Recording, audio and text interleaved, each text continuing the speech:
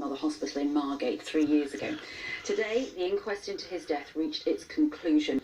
Angus Walker is in Maidstone in Kent, where the inquest was held. And my goodness, Angus, the coroner certainly did not hold back. No, you're absolutely right. The coroner highly critical of the failings at the hospital in Margate, failings which led to the death of Harry Richford in November 2017. His parents, Tom and Sarah, were here today, and at times emotional as they heard the coroner describe an air of panic and chaos, as he put it, in the operating theatre as Harry was delivered by caesarean. There were complications with the delivery.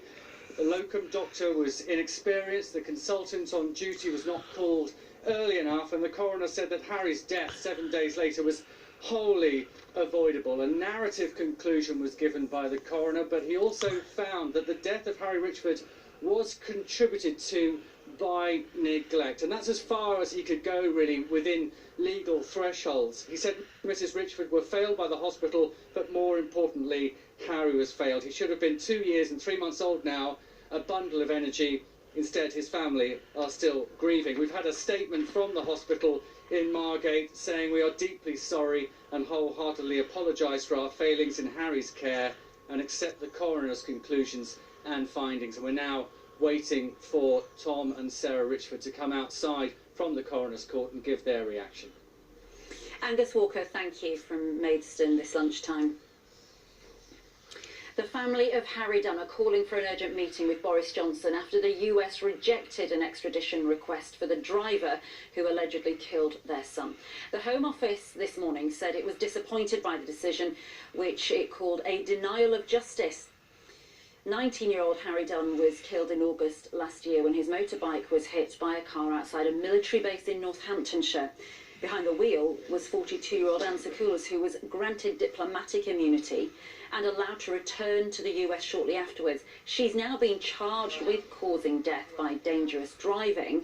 But despite travelling to the US and meeting with President Trump, the family of Harry Dunn have been told Miss Sakoulas will not be returning to the UK.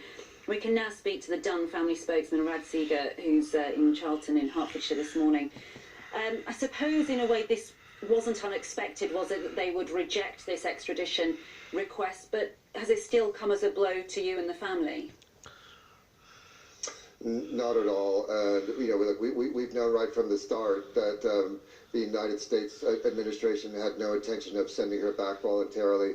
So the development last night was no surprise at all. You know, look, of course, we'd rather do it the easy way, but we're more than equipped to do it the hard way. The parents, you know, took it in their stride last night and slept peacefully and calmly last night. We will say, as we've been saying all along, you know, last night's development makes no difference to us, and we know for certain that Anne Sakoulas will be coming back. I just don't know when. Right, and the Foreign Secretary Dominic Raab has said that they are urgently considering their options. What do you take that to mean? What sort of options are there? Yeah, it's a good question. It's one I will hope to explore with members of the government later this afternoon. We also saw a very strongly worded statement from the Home Office, one of the strongest ones I've ever seen. You know, they referencing the denial of justice, and look, they clearly have a range of options open to them. I'm imagining one of them might be not sending some people back that the Americans want to be extradited. Look, you know, the simple fact here is that Donald Trump is taking a wrecking ball to international relations. You know, we are the greatest ally to the United States. Everybody knows that this is a completely indefensible decision, both legally and morally.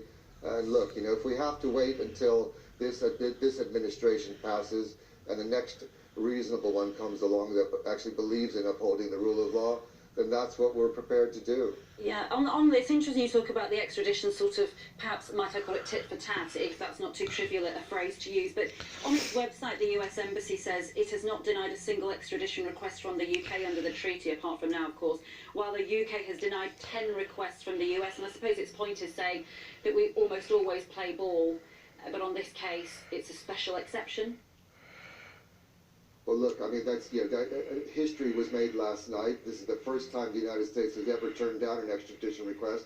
You know, the fact is that, you know, Britain tends not to make the request unless it's the right thing to do. I think if you look back at the history of the 10 cases that the United Kingdom have refused, there have been genuine reasons why the request wasn't granted. And look, it's not so much about tit for tat. At the heart of every extradition treaty is the concept of reciprocity. You have to be careful what you wish for. Rad Seeger, thank you so much for updating us on the Dunn family's reaction to that news today.